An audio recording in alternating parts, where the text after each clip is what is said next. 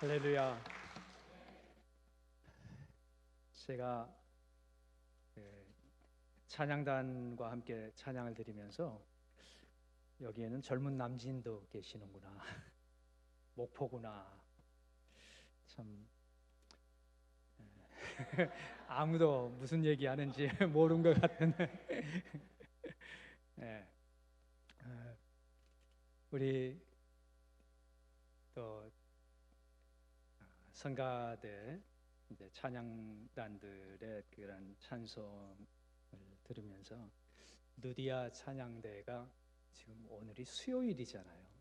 근데 수요일에 이렇게 모여서 찬양을 드리는 그런 찬양팀이 있구나. 요즘은 수요 예배가 없는 곳이 상당히 많습니다, 교회들에. 근데 수요 예배에 이런 찬양을 드릴 수 있는 복음교회가 정말 복되다 하는 생각을 합니다. 성도님들께서 수요일 저녁에 이렇게 나오셔서 같이 하나님을 예배하고 이런 모습들이 하나님이 얼마나 기뻐하실까. 저는 여러분들이 그냥 수요일에 모여서 이 선교를 위한 특별히 한 달 동안 내내 선교교실 또 선교특별 이런 집회를 한다는 얘기를 들으면서 우리 한국교회는 정말 참 감사하다. 많은 사람들이 여러 가지 사회 문제, 이런저런 문제들을 얘기를 하지만 그 문제보다도 크신 하나님의 은혜를 간구하고 있는 하나님의 백성들이 있는 한 우리에게는 내일이 있고 희망이 있다, 이렇게 믿습니다. 에레미야서에 하나님께서 원하시는 것은, 하나님의 마음은 29장에 보면 하나님의 마음은 내가 바라는 것은 재앙이 아니다, 그렇게 말씀하셨어요. 하나님은 재앙을 주려고 하시는 것이 아니라 너에게 평안을 주기를 원하신다. 재앙이 아니라 평안이고, 그리고 내일이 없다고 하는 사람들, 그 사람들에게 내일과 희망을 주는 것이다. 하나님이 원하시는 것은 바로 우리에게 평안을 주시기를 원하시고, 우리에게 내일이 있다고 하는 것을 분명히 말씀해 주시기를 원하시고, 그리고 거기에 희망이 있다는 것을 말씀해 주기를 원하십니다. 저는 어제 이희호 여사님이 소천하셨다는 그런 소식을 이렇게 들으면서 그 짤막한 기사에 어떤 것이 나온 것을 제가 읽게 됐느냐 하면, 노무현 대통령의 미망인이신 김 여사님께서 이희호 여사님을 찾아가서 며칠 전에 찾아뵙고 이런 말씀을 드렸다고 그래요. 여사님은 이제 곧 대통령님을 만나게 되셔서 좋겠습니다. 저는 그 말씀을 나누셨던 김 여사님의 그 심정이 어떤 것이었을까? 그런데 감사하게도 이희호 여사님은 뭐라고 해요? 나는 천국 가서 우리 민족과 나라를 위해서 기도하겠습니다. 여러분, 오늘 여러분이 정말 주님이 부르시는 날이라고 하면 나는 분명히 천국에 갈 확신이 있으십니까? 그리고 우리보다 먼저 가신 하나님의 자녀들을 만나볼 확신이 있으십니까? 저는 예수님을 처음 믿고 가장 제 마음에 답답해서 여기저기 책들을 읽으면서, 하나님, 저는 도저히 어떻게 할 수 없지만 혹시 먼저 가신 아버님께 그런 기회가 있었으면 좋겠습니다 라는 그런 그냥 기도를 드린 적이 있습니다.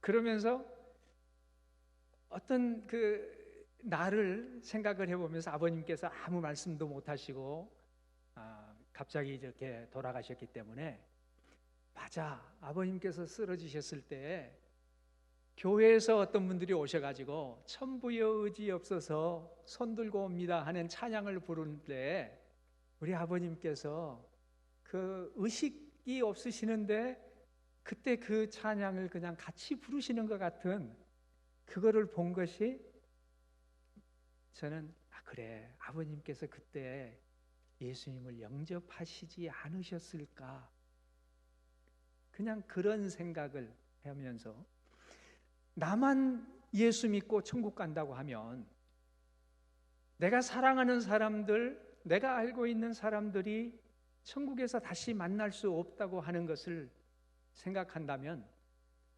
내가 얼마나 마음이 아플까 하는 그런 생각들을 하면서 제가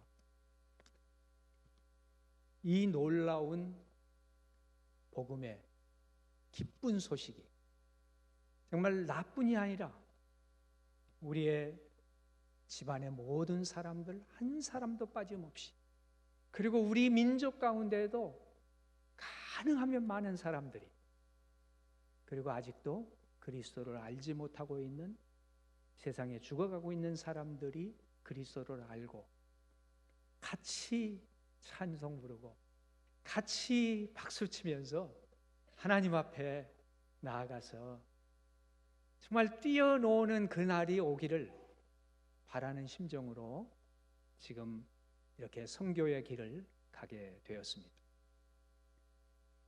오늘 우리가 봉독한 마태복음 28장에 나오는 말씀은 사실 예수님께서 십자가에 돌아가시고 난 다음 다시 3일 만에 부활하셔서 제자들하고 40일을 같이 지내시면서 하셨던 말씀과 모든 삶의 기록을 적어놓은 아주 적은 그러한 부분에 적힌 성경의 구절입니다.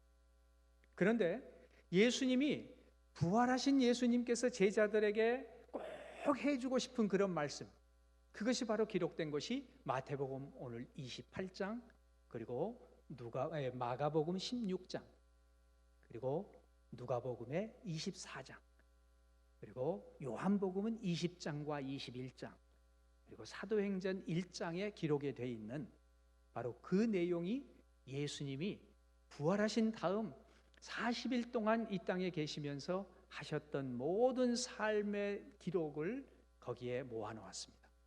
그래서 그거를 아주 중요한 말씀들이라 해가지고 모아서 있는 오늘 마태복음 28장 18절, 19절, 20절 말씀을 우리는 지상명령이라고 그렇게 말하고 있습니다. 그것은 정말 돌아가시기 전에 다시 이제 제자들을 육신적으로 지금 다시 오시는 재림의 전까지는 만나실 수 없는 제자들에게 마지막 유언으로 주시는 말씀입니다. 그러니까 너무나 하시고 싶은 그런 말씀인데 그 말씀이 오늘 18절, 19절, 20절에 나옵니다. 먼저 18절을 한번 보십시다. 이 성경 말씀의 18절에는 예수님께서 우리 예수 그리스도의 제자들에게 지금 예수님이 십자가에 죽으신 것 때문에 모두가 다 지쳤고 이제는 포기해버린, 그리고 이제는 뭐 끝난 거야 라고 생각했던 그 제자들에게 나타나셔가지고 마지막 승천하시기 전에 하시는 아주 중요한 말씀이 18절의 말씀이에요.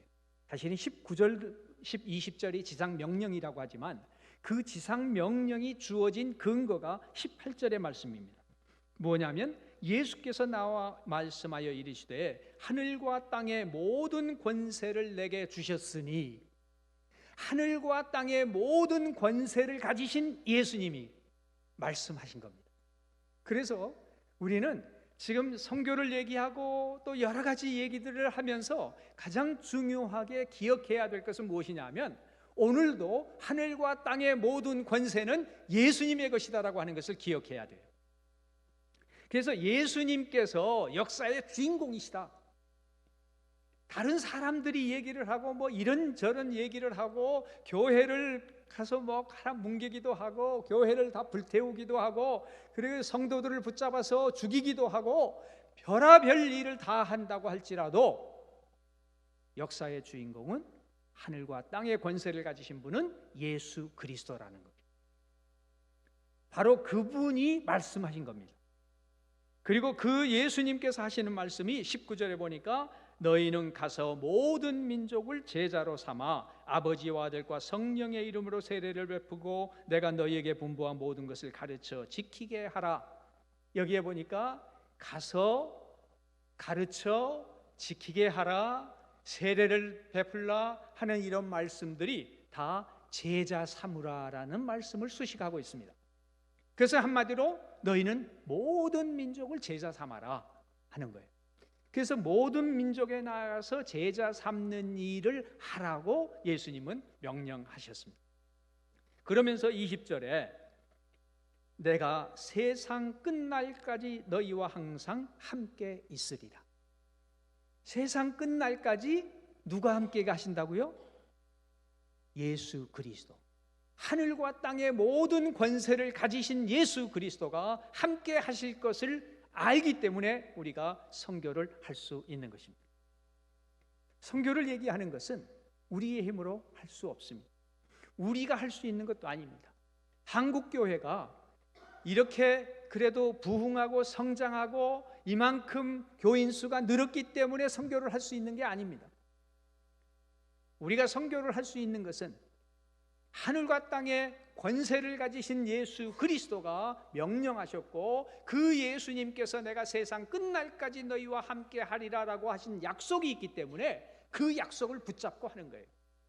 그렇기 때문에 힘이 있는 미국의 교회도 선교를 하고 그리고 유럽의 교회들이 선교사를 보냈고 한국도 한참 부흥하고 교회가 성장할 때에 선교사들을 많이 보냈지만 이렇게 부흥하고 성장한 교회만 선교를 하는 것이 아니라 한국 교회는 시작부터 아무것도 없을 때 1912년 1910년에 일제 식민 통치를 받기 시작한 지 2년밖에 안 됐던 그때에 선교사를 바로 중국 산동성으로 파송하게 된 것입니다. 한국교회가 오히려 대국이라고 하는 중국에 선교사를 파송한 것은 한국교회가 아무것도 없을 때였습니다. 1950년에 한국 동난으로 말미암아서 얼마나 많은 피해를 받고 53년에 겨우 이제 휴전이 돼가지고 이제 겨우 부서진 것들을 고치고 있는 그때 3년 후 1956년에 한국교회는 선교사 2가정을 태국으로 파송했습니다. 태국에 갔을 때 이들은 선교사라고도 하지를 않았어요. 그냥 조력자라고 얘기를 했습니다. 태국 교회를 도와주는 사람, 조력자. 가서 태국에 먼저 복음을 받아들이고 작은 그래도 소규모의 교회가 있을 때 그 교회에 가서 목사님들을 도우면서 태국 복음화를 도왔던 것이 바로 한국 교회가 보냈던 선교사님들, 최찬영 선교사님, 김순일 선교사님 가정들이었습니다. 한국 교회는 아무것도 없을 때 선교사를 내보냈던 그런 교회였습니다. 그 후로 한국 교회가 많이 성장을 하고 부흥을 하고 이제 먹고 살만하게 되어서 많은 선교사들을 내보낼 수 있게 되었지만 그 많은 선교사가 나가기 전에 아무것도 없던 연약한 교회에서 선교사를 파송했던 교회라는 것을 우리는 잊지 말아야 됩니다. 선교라고 하는 것은 힘이 있기 때문에 할 수 있는 게 아닙니다. 우리가 선교를 하는 것은 바로 예수 그리스도가 하늘과 땅의 모든 권세를 가지신 분이라고 하는 것을 알고 그 예수 그리스도께서 내가 세상 끝날까지 너희와 함께 하리라라고 하는 약속을 믿기 때문에 그 주님의 명령에 순종할 수 있는 것입니다. 오늘 이런 선교를 우리 한국교회가 지금까지 1912년 해외 선교를 시작을 했고 1907년에는 한국 국내에서 제주도로 선교사를 이기풍 선교사님을 보냈던 그것부터 시작을 해가지고 오늘까지 이런 선교를 하는 교회가 될 수 있게 한 것은 다 하나님의 전적인 은혜, 하나님의 은혜라고밖에는 우리가 말할 수 없습니다. 오늘 제가 좀 PPT를 보여드리면서 지금 선교의 전 세계 선교의 현황과 그리고 한국 교회의 선교 현황, 그리고 여러분과 제가 해야 할 선교에 대해서 좀 말씀을 드리고자 합니다. 우리 한국 선교의 현황과 대책에 대해서 말씀을 드리겠는데, 저는 조금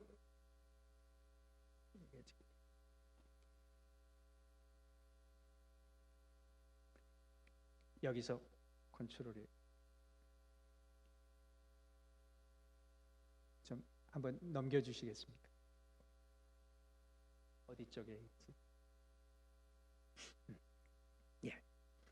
자, 우리 한국 선교에 대해서 나옵니다. 한국 선교에 대해서 일할 때 저는 오늘 많은 것을 여러분과 함께 나누기보다는 좀 간단하게 크게 요약해서 말씀을 드리고자 합니다. 그는 선교 환경의 변화에 대해서, 그리고 선교 환경이 어떻게 지금 세계적으로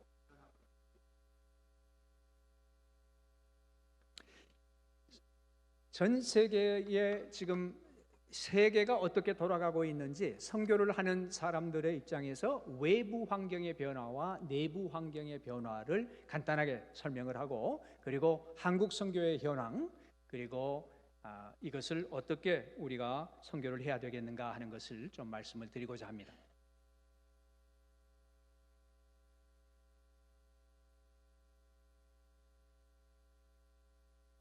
조금 뭔가요?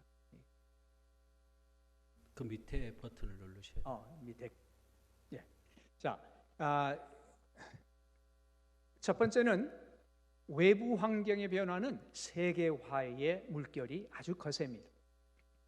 전체 세계화라고 하는 것은 여러분이나 제가 설명을 하지 않아도 전 세계가 얼마나 많이 변했는가 하는 것을 보면은 여러분들이 이미 느끼시고 계시는 것입니다.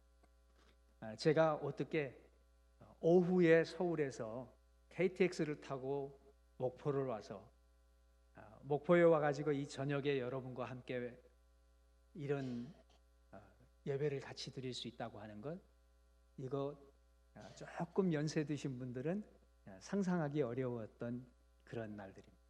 젊은 사람들은 너무나 당연한 거 아니냐고 얘기할지 모르지만, 용당에서 배를 타고 목포를 건너온 배를 타보신 분들은 아실 겁니다.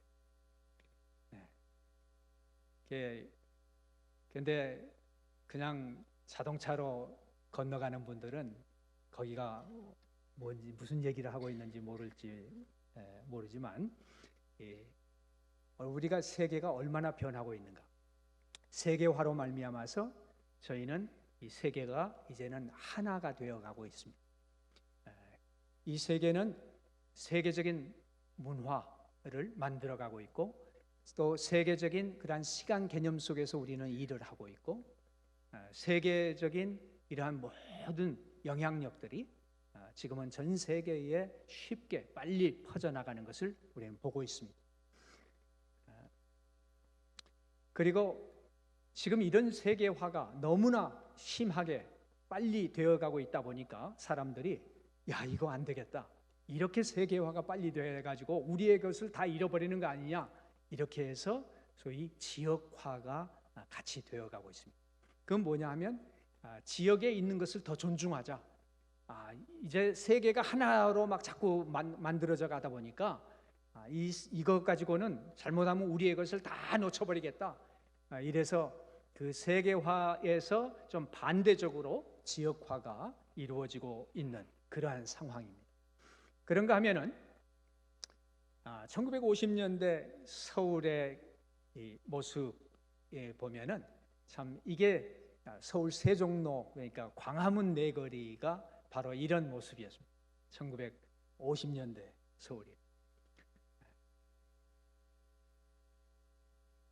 1956년에 서교동 노타리가 바로 저런 모습이었다고 하니까 여러분들은 그 당시에 물론 저도 그 당시에 서울을 간 게 아니기 때문에 서교동 노타리를 가보지는 못했지만 60년대만 해도 서울이 정말 청계천이 그냥 참 아주 오물이 흘러가던 그런 곳이었습니다.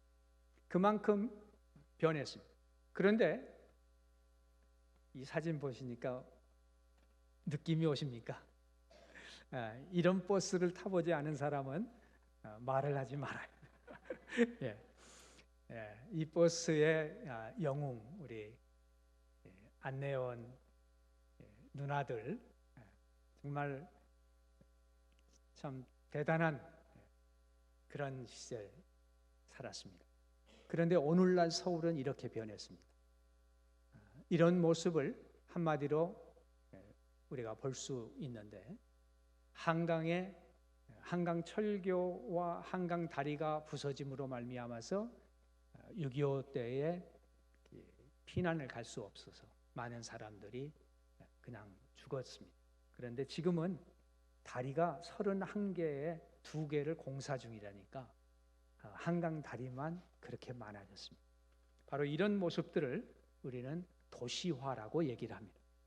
전 세계가 이렇게 도시 집중화되고 있습니다.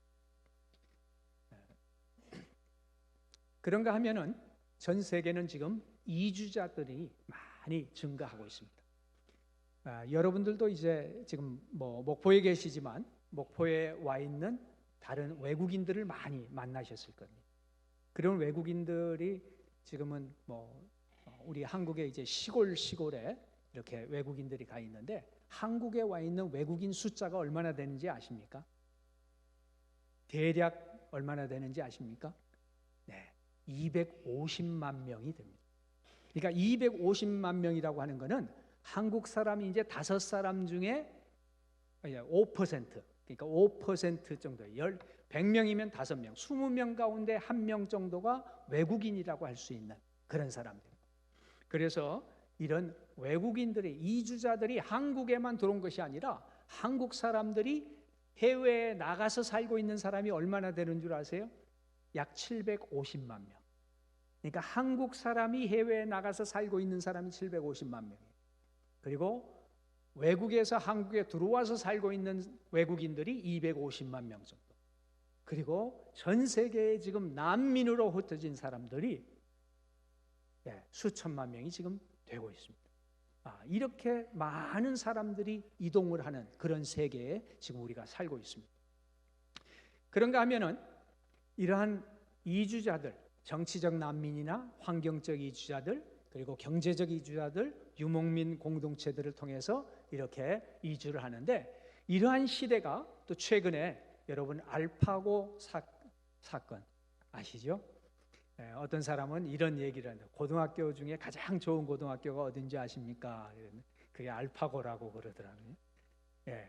이게 이제는 이세돌은 뿐만 아니라 중국의 커제 이런 사람들이 이제 3전 3패 그냥 연패를 해버리니까 도저히 이제는 사람하고 대적을 해가지고는 바둑을 아무도 대적할 사람이 없다. 이래가지고 알파고가 바둑을 은퇴를 선언했습니다. 그거는 이미 4차 산업혁명이 얼마나 우리에게 가까이 와 있는가 하는 것을 단적으로 보여준 것입니다. 4차 산업혁명 시대의 이런 것들에 대해서 우리는 더 이상 얘기를 할 필요가 없을 만큼 깊이 또 속도 면에서 범위와 깊이 면에서 그리고 모든 충격의 시스템의 충격 면에서 4차 산업이 우리에게 가까이 오고 있습니다.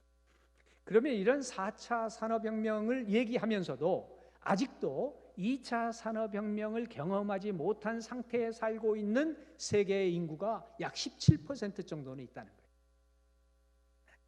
저희가 4차 산업혁명이 지금 우리에게는 굉장히 빨리 다가서고 있지만 아직까지도 전화기가 그러니까 우리가 가지고 있는 핸드폰 같은 이런 핸드폰을 가지지 못한 사람들이 전 세계에 아주 많아요.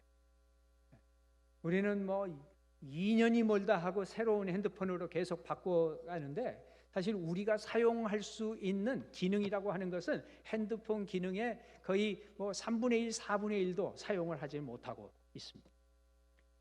그렇게 빨리 변하고 있는데 아직도 세계에서는 그러한 핸드폰도 어떻게 해볼 수 없는, 그러니까 이런 셀폰을 경험하지 못하고 사는 사람도 아직 이렇게 많은 숫자가 있다는 거죠. 전기 사용이 어려운 사람들이 13억 명에 가까운 사람들이 아직 있다는 겁니다. 전 인구의 절반이 넘는 40억 명이 인터넷을 잘 사용하지 못하는 지역에 살고 있다는 거죠.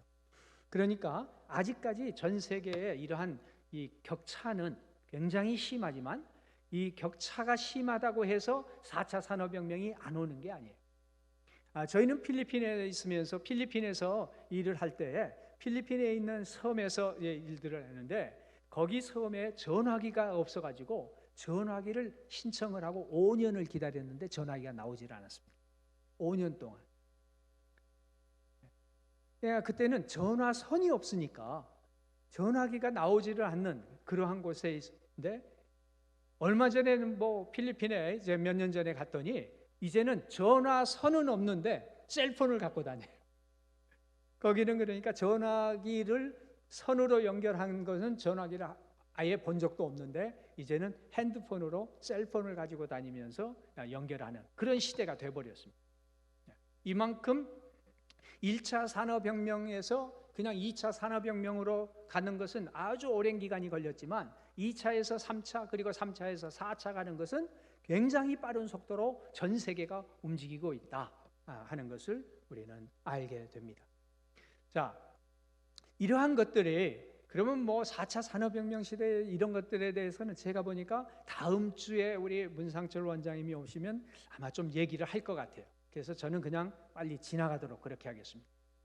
이러한 변화들, 그러니까 전 세계적으로 이렇게 세계화, 그리고 지역화, 도시화, 이주자들의 증가, 4차 산업혁명 시대, 그리고 자연재난이 증가하는 이러한 외부 환경이 아주 급변하는 시대에 우리가 살게 되었다 하는 얘기입니다. 이렇게 각자의 이제 영향을 주는 외부 환경의 변화가 이렇게 흔들리는 세상. 지금은 모든 것들이 불확실하게 움직여 가고 있어요. 야, 정말 내일 어떻게 될까? 앞으로 5년, 앞으로 10년 후에는 어떻게 될 것이지? 이런 데에 대해서 많은 사람들이 불안해하는 그런 시대를 저희들이 살고 있습니다. 그런가 하면은 선교의 내부 환경의 변화가 있습니다. 여기에 대해서는 여러분들에게 구체적으로 설명을 드리지는 않겠습니다. 그냥 신학적인 변화와 전략적인 변화, 구조적인 변화, 이러한 선교 내부적인 이러한 변화들이 신학 분야에서 그리고 전략 분야에서 구조 분야에서 계속 변하고 있다는 것을 말씀을 드립니다. 선교 신학 분야에서는 이런 분야들이 변하고 전략 분야에서 또 그리고 다양하게 이러한 전략, 이 선교를 어떻게 하느냐 하는 것에 대해서 이제 많은 사람들이 더 생각을 하고 깊이 연구를 하게 되는데 여기에는 미전도 종족이라고 하는 개념이 우리에게 있습니다. 그는 뭐냐 하면 오늘 미전도 종족이라고 하는 것은 우리들은 한국말로 누가 와서 한국말로 복음을 전하면 들을 수 있고 그리고 지금 한국 사람은 어디를 가도 한국의 교회가 있기 때문에 이 복음을 들을 수 있는 기회라는 것이 언제든지 거의 있어요. 그런데 우리나라에 와 있는 1,100명 정도의 시리아 난민, 한국에 와 있는 시리아 난민이 한 1,100명이나 됩니다. 1,100명 정도가 시리아 사람이 와 있는데 이 1,100명의 사람들은 한국에 와 있다고 하더라도 복음을 들을 수 있는 기회가 있을까요? 없을까요?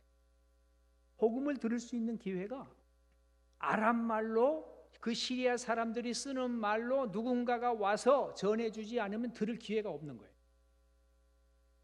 그렇기 때문에 그들에게 누군가가 찾아가서 복음을 전해야 그들이 복음을 듣게 되고 그들 가운데에 예수를 믿는 사람이 만들어지고 그들이 자체적으로 시리아 사람들에게 복음을 전할 수 있는 그때까지 그거를 미전도 종족이라고 얘기를 합니다. 그러니까 그런 미전도 종족들이 전 세계에 이러한 종족들로 얘기를 하자면 전 세계의 한 40% 정도가 미전도 종족들이 있는 거예요. 그러니까 전 세계에는 지금 약 17,000여 종족이라고 있는데 여기에 지금 아까 말씀을 드렸던 이 마태복음 28장의 말씀, 너희는 가서 모든 민족을 제자 삼아라고 말씀하실 때에 이 모든 민족, 다른 성경 번역에는 너희는 모든 족속으로 제자를 삼으라라고 이렇게 번역이 되어 있는데, 족속, 민족이라고 하는 단어가 원래 언어에는 판타타 에트네라고 하는 그런 원어예요. 그 에트닉 그룹이라고 하는 것이 바로 종족이라는 말 아니면 민족이라는 말로 번역이 된 것이죠. 그래서 전 세계에 그 사람들을 그렇게 구분을 하면 약 17,000여 종족이 있다. 또 좀 더 세분을 하면 24,000여 종족이 있다. 그렇게 얘기를 해요. 그런데 그 24,000여가 됐건 17,000이 됐건 그것은 왜 그러냐면 예를 들면 우리나라에 와 있는 시리아 사람들 1,100여 명 정도, 이 사람들도 만약에 하나의 종족이라고 얘기한다면은 수가 훨씬 더 많아져 버리는 거예요. 그런데 전체 시리아 사람들 하면은 그게 한 종족으로 시리아 사람들을 한 종족은 아니지만 그래도 몇 개의 종족으로 묶을 수가 있거든요. 그렇기 때문에 숫자가 이렇게 차이가 나는 겁니다. 그런데 이 숫자는 24,000이라고 하기도 하고 17,000이라고 하기도 하고 아니면 더 크게 얘기를 하면 3,400 정도로 얘기를 하는데, 숫자를 어떻게 됐든 지금 아직도 누군가가 문화를 달리한 사람이, 문화가 다른 사람이 가서 복음을 전해야 복음을 들을 수 있는 사람들, 미전도 종족이라고 하는 사람들이 전 세계에는 10명 가운데 4명 정도가 그런 사람들이라는 거예요. 그러니까 아직도 복음을 들어야 될 사람들에게 누군가 선교사가 가서 그 나라 말을 배우고 문화를 배우고 그 사람들에게 복음을 전해야 되는 이러한 사람들이 10명 가운데 4명이 아직도 남아있다는 거죠. 이거는 조금 자세한 그러한 숫자들입니다. 자, 이렇게 해서 이런 사람들에게 복음을 전하는 일을 그러면 어떻게 할 것이냐, 이런 이제 전략들을 크게 보면 세계 선교의 3대 흐름이 있습니다. 그거는 왜냐하면 첫 번째는 전통적인 선교가 있어요. 전통적으로 가서 복음을 전하고 그 전한 사람들을 제자 삼아가지고 교회를 설립하고 이러면서 복음을 전하는 이러한 전통적인 선교 방법을 하는 것이 지금 많은 선교사님들이 그런 전통적인 선교 방법을 가지고 선교를 하고 있습니다. 그런데 우리 이 목사님이 계셨던 키르기스탄 같은 데에도 아마 여러분이 이제 키르기스탄에 대해서는 많이 얘기를 들으셨겠죠. 거기에서도 선교사라는 이름으로 마음껏 복음을 전할 수 있는 것이 아니에요. 그렇기 때문에 그런 나라에서는 종교 비자를 받은 사람도 있지만 종교 비자가 아닌 다른 비자를 받아가지고 거기에서 복음을 전하는 일들을 합니다. 그런 일을 하는 데에 NGO라고 하는 그러한 것을 통해서 비정부 기구이고 비영리 기구, 이러한 것을 통해 가지고 뭐냐 하면 여러분들이 어린이 재단 무슨 이런 것들을 많이 보시죠. 그리고 가서 그들에게 가가지고 우물을 파주는 그런 일을 한다. 또 학교를 지어서 거기에 학생들을 학교를 지어가지고 학생들을 교육을 시킨 이런 일들을 한다. 또 병원을 세워가지고 사람들을 치료한다. 이런 일들을 하면서 복음을 전하는 선교를 하는 일을 소위 NGO를 통해서 하는 선교다, 이렇게 얘기를 해요. 그러니까 그러한 선교가 요즘은 세계에 많이 더 증가하고 있습니다. 여러분들이 우리 한국에 처음 선교사가 들어왔을 때 선교사 비자를 받고 온 게 아닙니다. 한국에 들어온 선교사들도 선교사 비자를 주질 않았어요. 그러면 무슨 비자를 받았을까요? 한국에 올 때 의사로, 학교 교사로 다 이렇게 왔던 거예요. 오늘날도 아직 선교사를 환영하지 않는 나라가 너무 많기 때문에 이 사람들에게 갈 때에는 바로 선교사 비자가 아니라 이러한 NGO의 비자를 얻어서 이렇게 가서 사역을 하는 거죠. 그리고 이제는 이런 일들도 중앙아시아에서 많이 하다가 중앙아시아 정부가 보니까 이 사람들이 다 선교사네 이래가지고 NGO를 비자를 안 주는 일들이 많이 생겼어요. 그럴 때에 지금 많은 사람들이 가는 것이 바로 소위 비즈니스 애저 미션이다. 그러니까 사람들이 그냥 비즈니스를 하면서 그 비즈니스 자체가 선교가 될 수 있도록 하는 거죠. 요즘은 그래서 제가 얼마 전에 바로 또 요르단을 다녀왔는데 이 교회에서 목사님과 또 요르단에 다녀오신 분들이 계신다고 들었습니다. 성지 여러분 가셨을 때 거기에 가서는 요즘 목사 선교사를 원하는 것보다도 목사가 아닌, 목사를 한다고 하더라도 목사 말고 다른 어떤 전문 직업을 가진 사람을 더 선호해요, 선교지에서. 그러니까 우리 장로님, 우리 집사님, 우리 권사님들 가지고 계시는 재능, 어떤 전문성이 있으세요?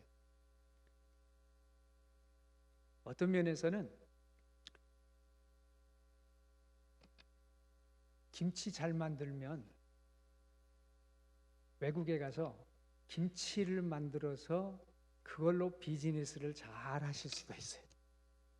그런데 물론 김치를, 전라도 김치를 만들려면은 재료가 부족해가지고 맛이 제대로 안 날 거예요.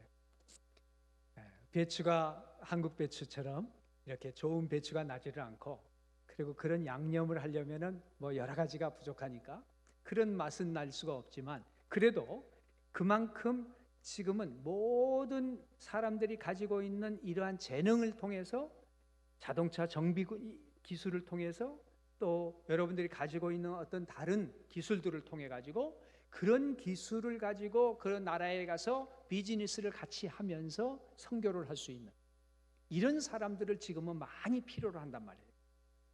전에는 목사 안수를 받고 신학을 공부한 사람만이 가서 교회를 개척하고 거기서 목회를 하는 이러한 선교사를 얘기를 했지만, 지금 이제 앞으로의 시대에는 점점 더 목사 선교사보다도 사실은 다른 이런 전문성을 가진 분들이 더 많이 필요한 시대가 되었어요. 그래서 우리 젊은이들은 여러분들의 특기가 무엇인지, 여러분들이 잘할 수 있는 것들이 무엇인지, 또 내가 지금까지 배워왔던 그러한 특기가, 전문성이 무엇인지를 살려서 이런 일을 가지고 섬길 수 있는 이러한 선교가 지금 많이 요구된다는 것입니다. 그리고 이 선교를 다 밑에서 지금 끌어가고 아니면 섬겨가고 있는 것이 뭐냐면 소위 이미션이라고 하는, 우리가 이제 전문적인 일렉트로닉 이러한 미션을 우리가 필요로 한 겁니다. 그리고 선교의 구조 분야예요. 이 선교는 예전에는 다 미국 사람, 선교사 하면은 다 미국 사람이라고 생각했지만, 지금은 선교사가 이제는 서구 교회에서 나오는 선교사 숫자보다도 비서구권에서 나오는 선교사가 더 많아지는 시대가 됐어요. 그런데 비서구권 선교 운동에 가장 앞장서는 사람들이 누구냐면 바로 한국교회.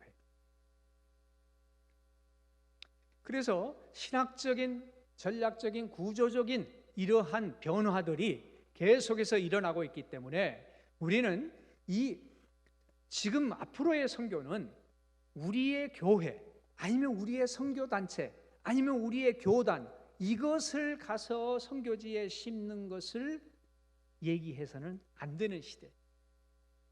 우리가 선교는 뭐냐면 하나님의 나라, 선교지에 하나님의 나라가 설 수 있는 그 킹덤 드림, 하나님의 나라의 꿈을 안고 나아가서 그곳에 교회를 개척하기도 하고 그곳에 복음을 전해서 제자를 삼기도 하는 것이지, 우리의 영향력을 키우기 위해서 거기에 선교사를 보내고 우리 교회의 이름을 내기 위해서 거기에 우리 교회의 이름을 세우는 그러한 일들은 선교의 원래 뜻에서 많이 벗어날 수 있다는 것을 알아야 돼요.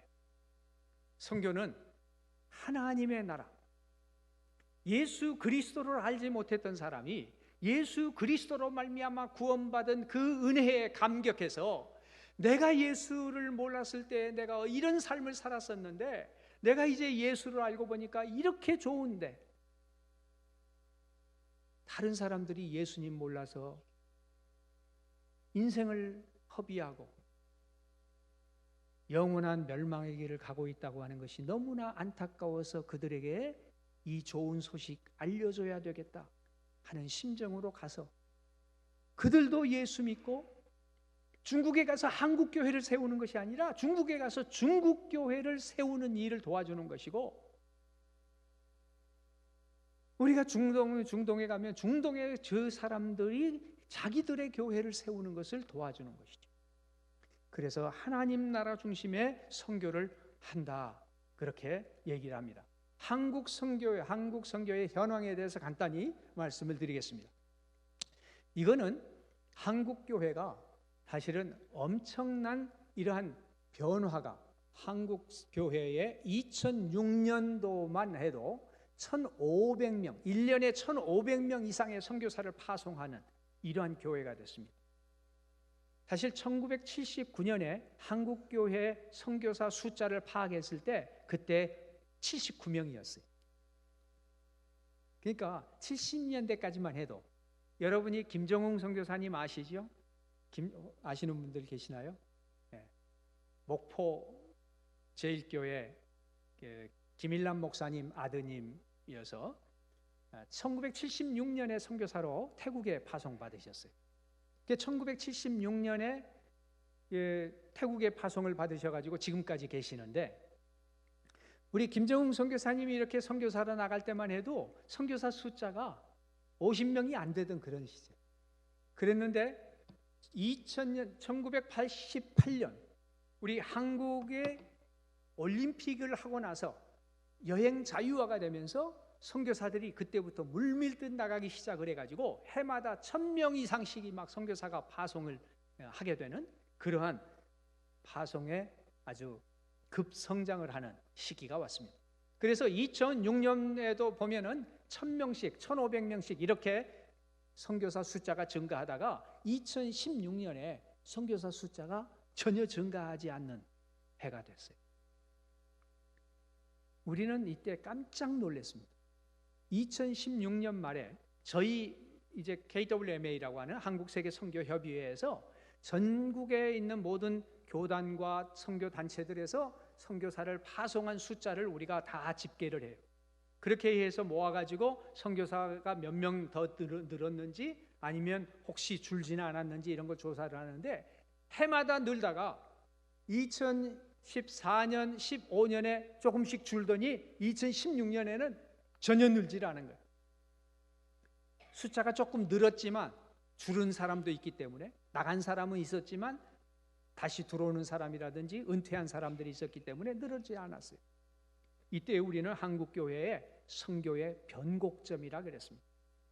과연 하나님께서 우리 한국교회에 계속 선교를 할 수 있도록 하시는 건가? 그랬는데 감사하게도 그 이후 2017년에 231명이 증가를 했고, 작년에 2018년에는 557명이 선교사 증가를 했어요. 그래서 아직까지도 하나님께서 한국교회가 계속해서 선교사를 더 보내도록 하나님이 기회를 주고 계시는구나. 얼마나 감사한지 모릅니다. 그러면 이러한 숫자는 아직까지 그래도 상승 곡선을 이루고 있는 지금 이때에 있지만, 그렇다고 해서 우리가 안심할 수만은 없는 그런 시대에 한국교회 선교사, 이제는 한국에 어떻게 선교를 해야 될 것인가 하는 것에 대해서 많이 생각을 해야 됩니다. 먼저 선교의 인적 자원이 얼마나 중요한가 하는 것을 인식해야 됩니다. 그것은 선교사 한 사람이 만들어지려면 몇십 년이 걸려요. 선교사 한 사람이 제대로 만들어지려면 몇십 년의 기간이 필요합니다. 그래서 이런 선교사 한 사람을 계속해서 어려서부터 양성하는 그러한 노력이 필요한 겁니다. 선교사가 우연히 되지는 않습니다. 어려서부터 주일학교 때부터 정말 선교사가 될 만한 좋은 인재들을 선교사로 양성할 수 있는, 그러면서 선교적인 그런 삶을 살 수 있도록 계속해서 그들에게 꿈을 심어주고, 선교사가, 그러니까 오늘 얘기하면은 풀타임으로 선교사가 되지 않는다고 하더라도 선교적인 삶을 살 수 있도록 그들에게 그런 꿈들을 심어줘야 돼요. 그리고 계속해서 그렇게 할 수 있도록 길을 인도해 줘야 됩니다. 그리고 이미 나가 있는 선교사들이 30년, 40년 이렇게 경험을 쌓은 선교사들이 아직도 중요하다는 것을 알아서 이들을 잘 선교를 더 잘할 수 있도록 돕는 것도 아주 중요한 선교의 전략인 것입니다. 인적 자원과 재정 자원과 영적 자원을 우리는 더 많이 개발을 해야 됩니다. 특히 영적 자원을 우리가 더 많이 개발을 할 필요가 있습니다. 제가 여기는 가지고 나오지 않았습니다만은 세계 선교 지도를, 선교를 위한 기도 지도를 저희가 몇 개 가져왔는데, 여러분들이 그 지도를 보시면은 한 달 동안 1일부터 시작해서 31일까지 가면서 전 세계 228개의 국가, 조그만 나라까지 같이 포함을 해서 228개의 국가에 얼마나 많은 사람들이 있고, 거기에 사람들 가운데 얼마나 기독교인들이 있고, 그 가운데 복음적인 기독교인들이 있는지, 아니면은 모슬렘들이 얼마나 있는지, 이런 것들에 대한 통계, 그리고 한국의 선교 단체들, 교단들을 위한 기도하는 제목들이 거기에 나와 있습니다. 전 세계 기도 지도를 보면서 이렇게 기도하는 것을 저희가 놔둘 테니까, 여러분들 기도하시는 분들은 그 지도를 가지고 같이 기도를 해주시고, 주일학교에서는 바로 작은 규모의 주일학생들이 볼 수 있는 그런 지도를 저희들이 만들었습니다. 그런 것을 가지고 같이 기도를 하고 세계를 품에 안고 세계의 나라들을 다니면서 남아프리카부터 시작해가지고 남미 끝에까지 가는 그 나라들 세계를 돌면서 기도하는 젊은이들, 기도하는 학생들이 나올 때에 그 학생들의 변화가 참 세계를 품는 그런 사람들이 나오게 될 것입니다.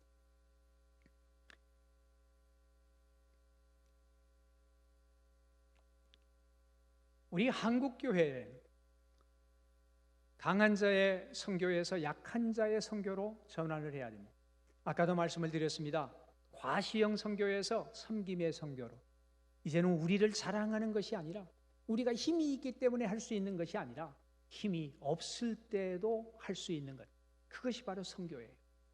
그래서 나는 나이가 들어서 이제 아무것도 할 수 없어, 아니에요. 나이가 들어서 오히려 더 깊이 기도할 수 있는 것입니다. 여러분들께서 기도하는 만큼 축복의 통로로 잘 쓰이는 방법이 없어요. 하나님께서는 기도하는 것은 하나님의 자녀들에게 주시는 특권이에요. 하나님의 자녀들에게 주시는 놀라운 이 특권을 통해서 마음껏 사람들을 축복하세요. 이것이 기도라고 하는 단어가 창세기 20장 7절에 처음 나오는데, 기도라고 하는 단어가 아브라함에게 기도를 받으라라고 그렇게 말씀하셨어요. 아비멜렉에게 하나님께서 나타나셔가지고 아비멜렉에게 네가 기도해라 그렇게 얘기를 하지 않으시고, 아브라함에게 기도를 받으라, 그는 선지자라, 그가 너를 위하여 기도하리니 라고 말씀하셨어요. 그런데 아브라함은 그 아비멜렉을 위해서 기도를 했는데, 사실 아브라함이 어떤 내용을 가지고 기도를 했느냐 하면, 아비멜렉의 집안에 있는 여자들이 아이를 갖지 못하게 됐으니까 아이를 갖게 해달라고 기도를 해달라는 거였어요. 굉장히 사실 우스운 환경이죠. 왜 그러냐면 아브라함은 그때 나이가 99인데 사라하고 사이에 아이가 없었어요.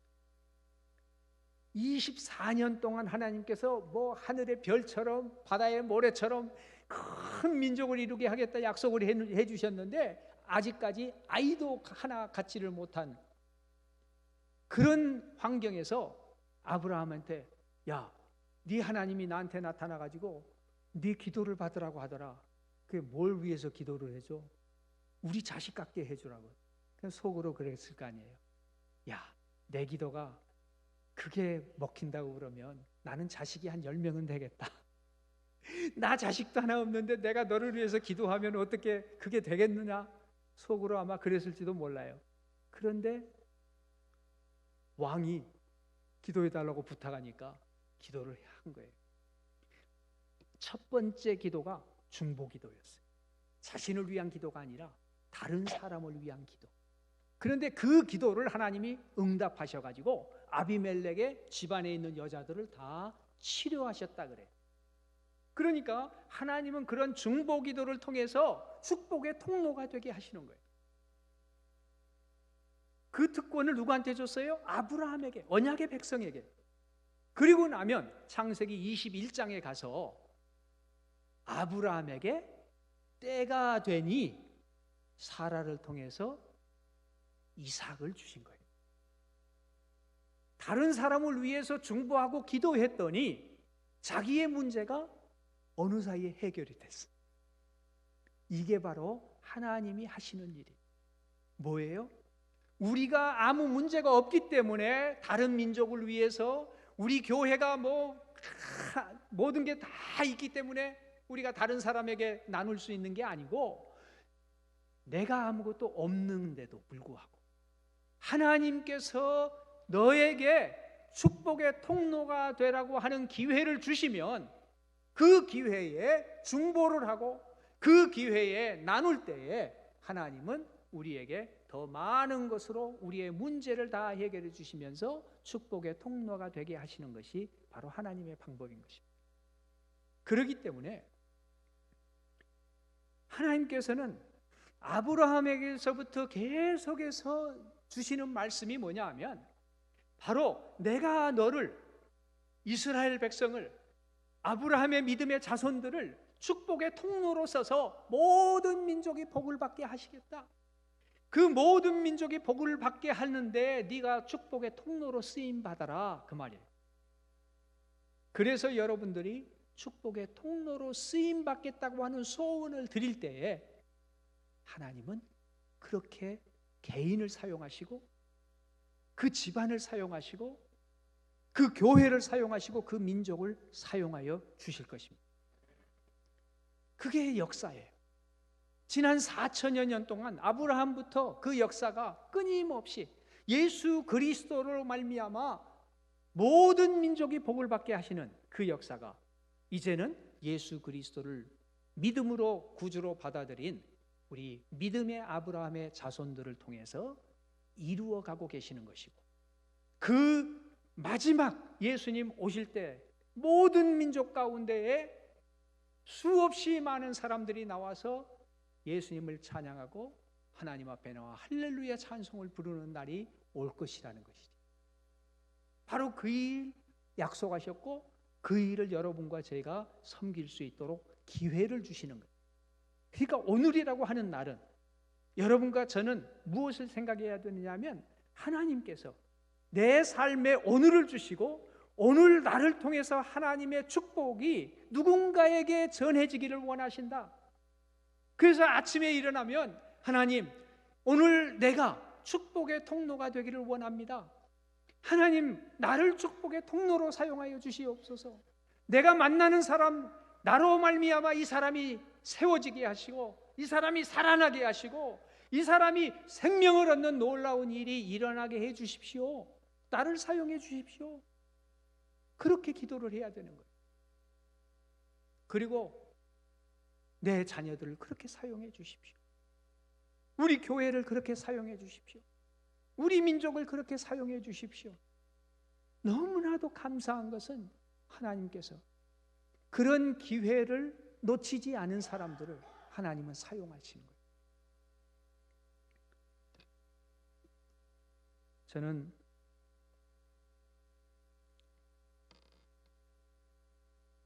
예수님을 늦게 만나게 됐습니다.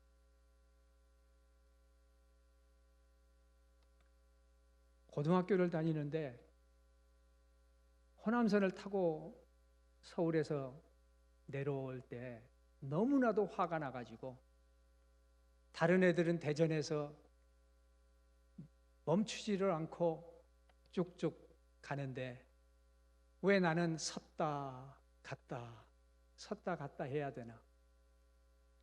너무 화가 나서 언젠가 한번 보자.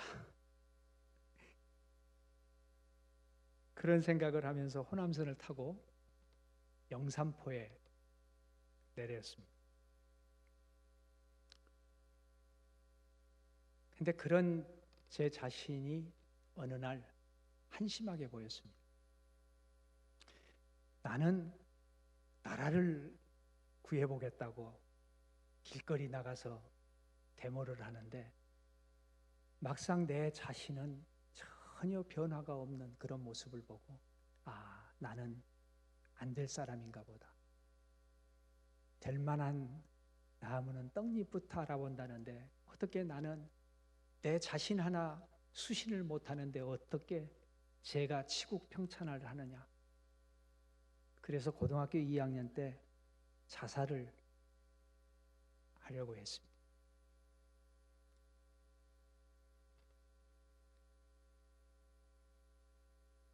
사는데 아무 소망이 없었습니다. 내가 살아가지고 뭘 해야 될까? 할 수 있는 게 뭘까? 전라도 사람들은 왜 이런 피해를 받으면서 살아야 될까?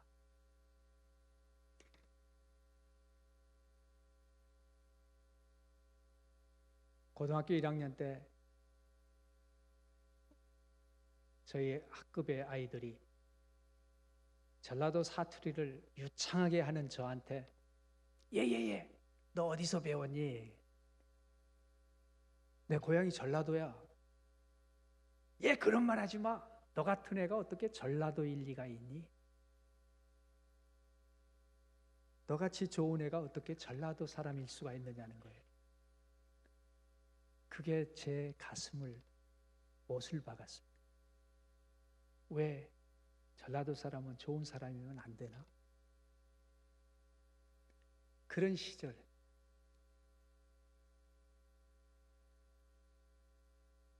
제가 사투리를 잘 쓰지를 않으니까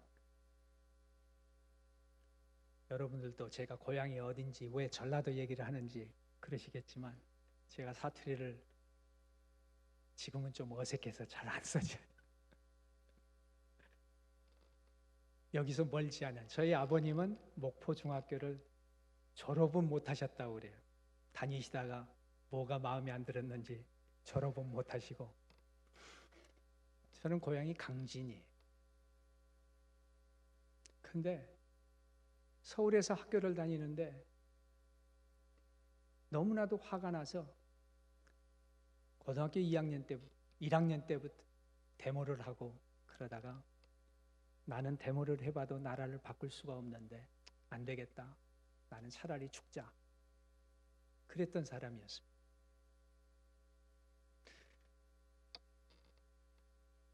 군대를 제대하고 복학을 하려고 하는데 복학을 받아주지 않아서 기다리고 있던 때 어떤 옆집에 사는 후배가 형 교회 한 번만 가자.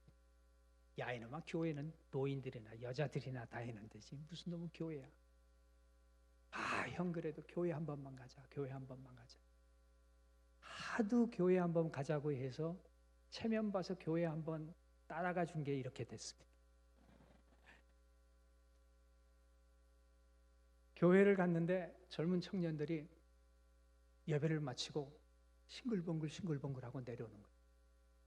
계단을 내려오면서 싱글벙글하고 나오는 게 너무 괘씸한 생각이 들어서 마음속으로 아니 이런 더러운 세상 사는데 뭐가 좋다고 싱글벙글하는 거예요?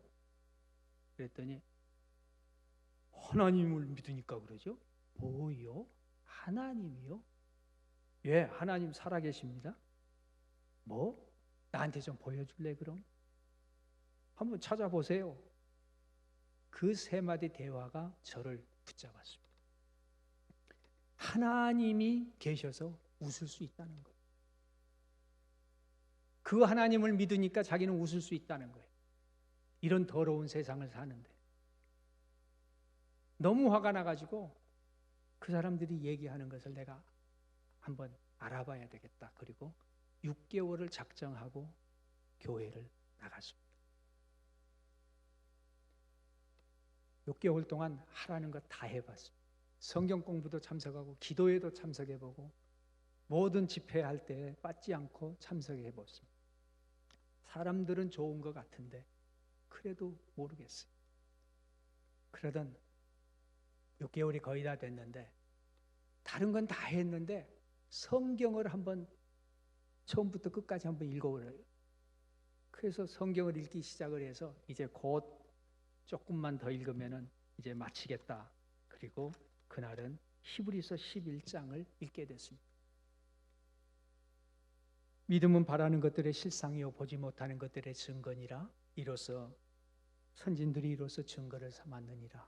그리고 믿음으로 모든 세계가 하나님의 말씀으로 된 것으로 보이는 것은 보이지 않은 것으로 말미암아 된 것이니라.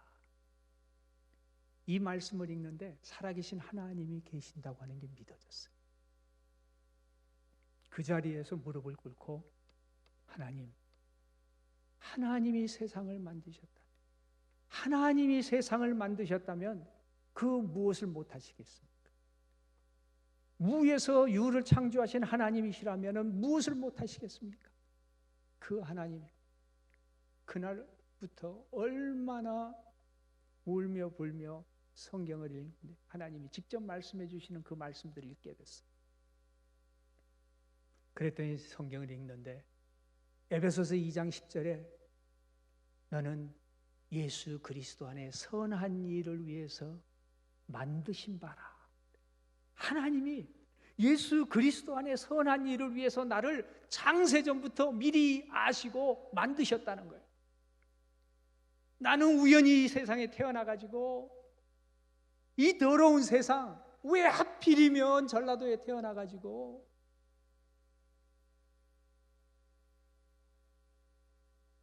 우리 아버지 산소 앞에 가서 얼마나 한탄한지 몰라요. 왜 나를 이렇게 태어나게 해가지고 내가 이런 대접을 받고 살아야 되느냐. 책임 몰질 거라면 낳지를 말지. 왜 빨리 돌아가셔가지고 이렇게 힘들게 하느냐고.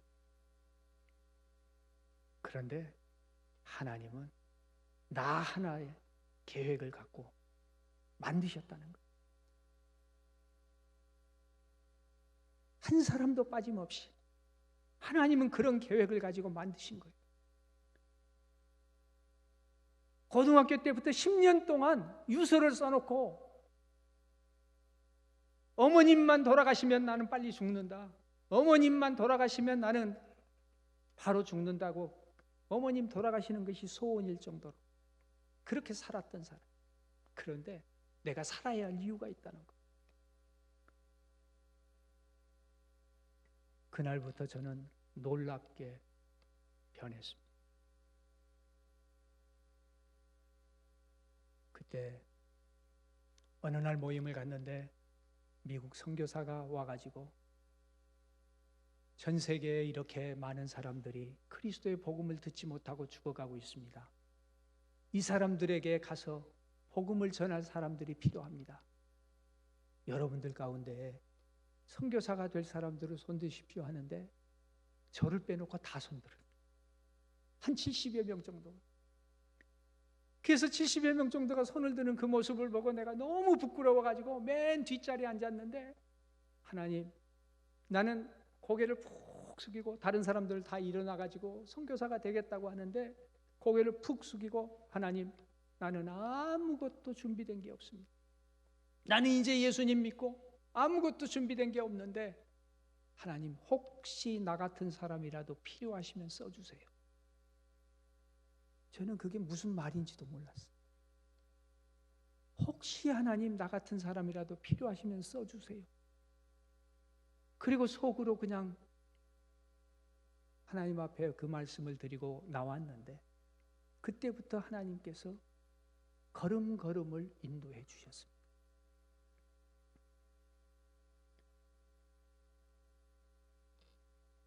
제가 한국을 떠난 지 42년이 넘었습니다.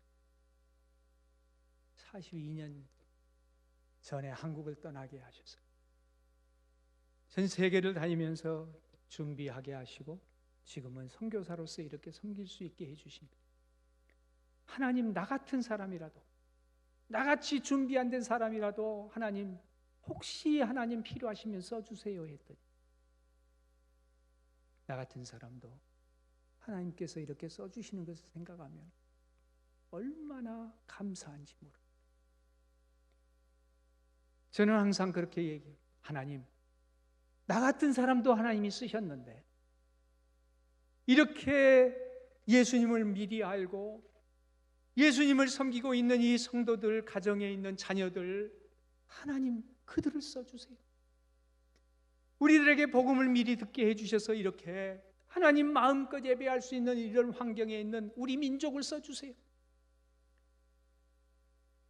하나님이 얼마나 많은 축복을 해주셨는데 우리가 말로는, 이론적으로는 설명할 수 없는 축복을 우리는 받았습니다. 저는 예수님 믿고 보니까 가장 큰 축복 가운데 하나, 제 가운데 있었던, 언젠가 다른 쪽에 사는 사람들 한번 두고 보자라고 생각을 했었는데 하나님 안에서, 예수 그리스도 안에서 모두가 다 성령의 권능으로 하나 되게 하신 그 놀라운 은혜,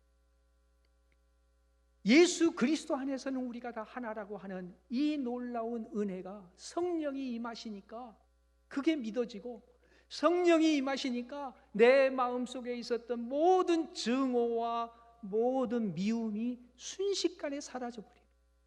그리고 하나님이 나를 품어주셨던 그 사랑이 물밀듯 밀려오는 것을 느낍니다. 예수 그리스도 안에서 성령이 하나 되게 하신 것을 힘써 지키는 것이 우리가 해야 할 일이에요.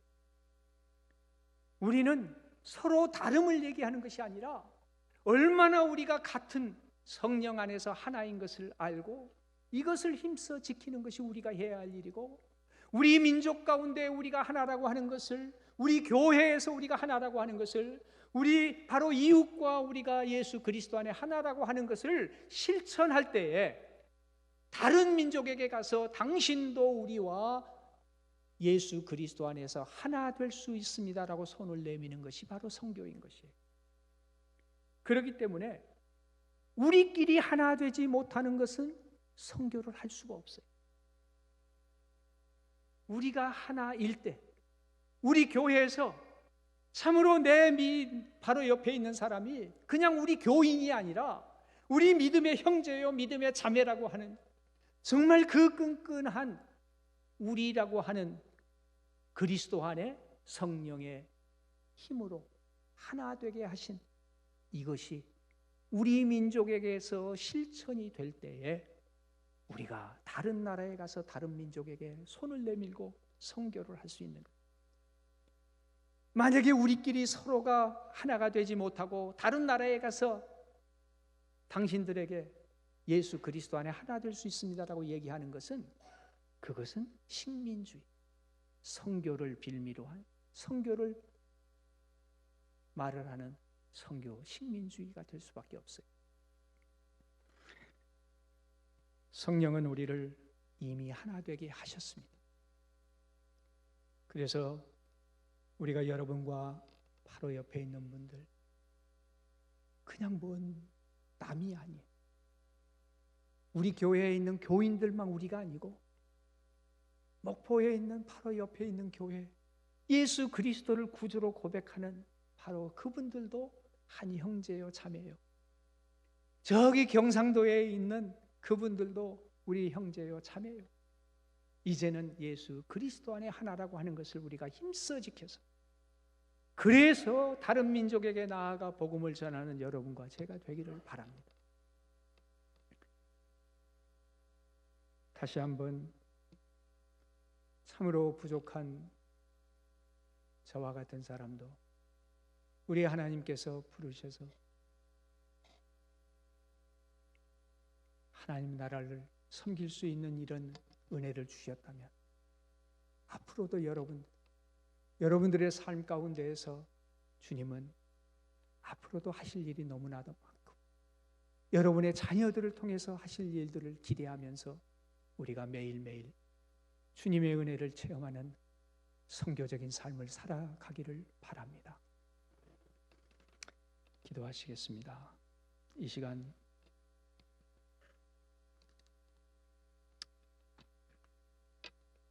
여러분, 제가 같이 한번 기도하고 싶습니다.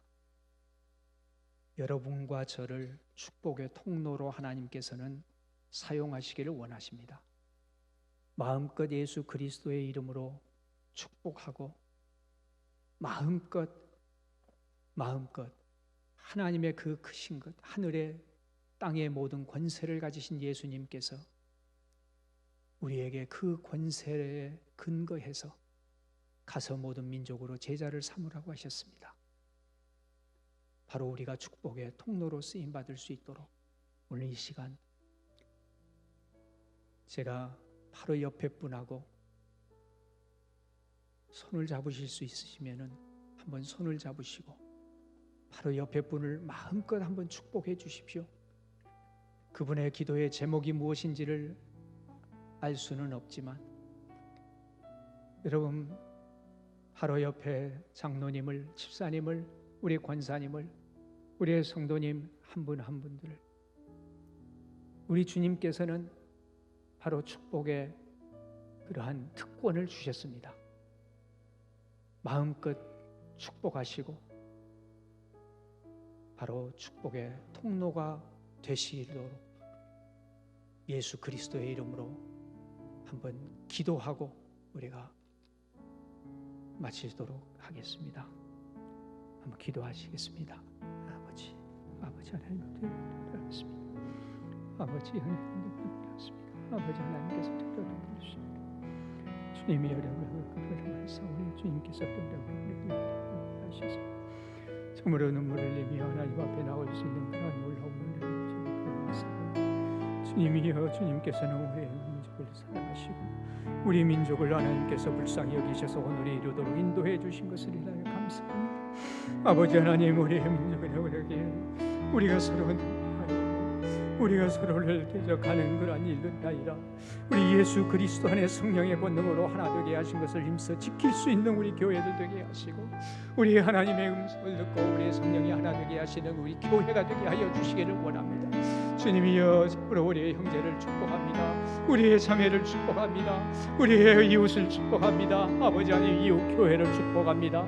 우리 아버지 하나님이여, 참으로 우리를 주신 이 놀라운 특권을 가지고 우리가 마음껏 축복하게 하시고 참으로 우리 하나님께서 우리의 문제보다도 더 큰 하나님의 은혜를 힘입을 수 있도록 은혜를 베풀어 주시옵소서.